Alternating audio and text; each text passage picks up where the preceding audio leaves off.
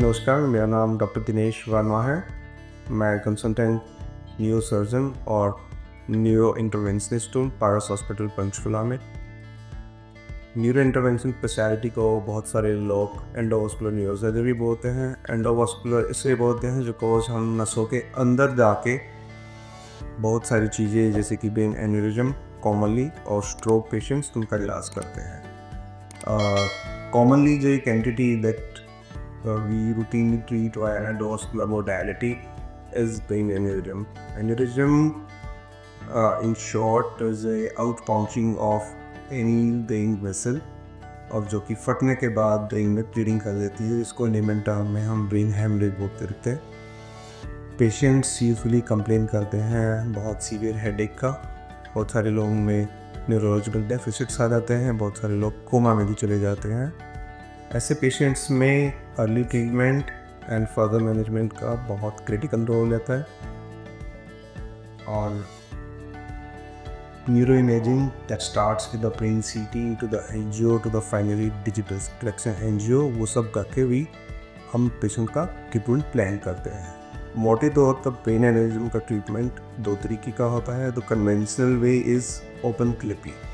Open clipping का मतलब है हम स्कल पे चीरा लगा के स्कल को खोल के एनेरिज्म को डिफाइन करके उस पर क्लिप लगा देते हैं ताकि उसमें ब्लड का प्रवाह कम हो जाए और फर्दर ब्लीडिंग का रिस्क कम हो जाए। अब क्योंकि हमें ब्रेन को खोलना पड़ता है, हम नॉर्मल ब्रेन को क्रॉस ओवर करते हैं और इसमें ब्लीडिंग, इसमें इन्फेक्शन और वेसोस्पाज्मिक एंटिटी होती है जिसका रिस्क ज़्यादा होता है। So the latest nowadays is endomuscular coiling of the aneurysms।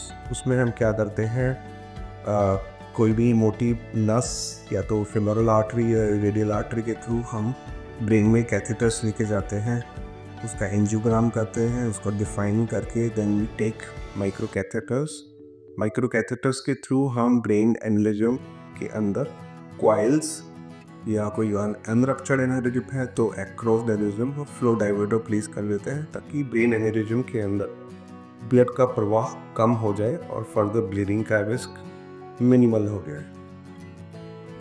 इसको हम बोलते हैं endovascular coiling. Endovascular therapy not only is for the brain aneurysms. आजकल स्ट्रोक पेशेंट्स में भी विंडो पीरियड एक्सटेंड होने के बाद हम 24 आवर्स तक मैकेनिकल थ्रोम्बेक्टमी कर पाते हैं। दूसरा, ट्यूमर्स का एम्बोलाइजेशन कर पाते हैं।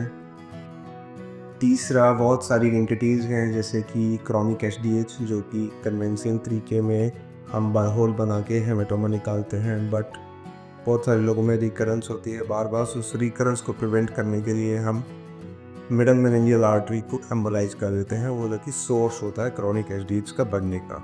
इसके अलावा फिस्टुलाज, इसके अलावा EVO embolization. So basically endovascular neurosurgery is a specialty that treats with the vascular pathology, deals with the vascular pathology of the brain and spinal cord। फायदे, हमें ओपन चींगा नहीं देना पड़ता, इन्फेक्शन और ब्लीडिंग के रिस्क कम रहते हैं, अर्ली रिकवरी होती है पेशेंट की। एंड बहुत सारी एंटिटीज़ हैं जो कि केवल एंडोवास्कुलर हो सकती है, उनमें से एक है कैरोटिड कैवर्नस फिस्टुला। और पोस्टीरियर सर्कुलेशन स्ट्रोक्स जो कि बहुत ही मुश्किल है ओपन तरीके से क्लिप करना, उनमें nowadays the recommendations are to treat them via endovascular modalities only. Thank you so much for your package.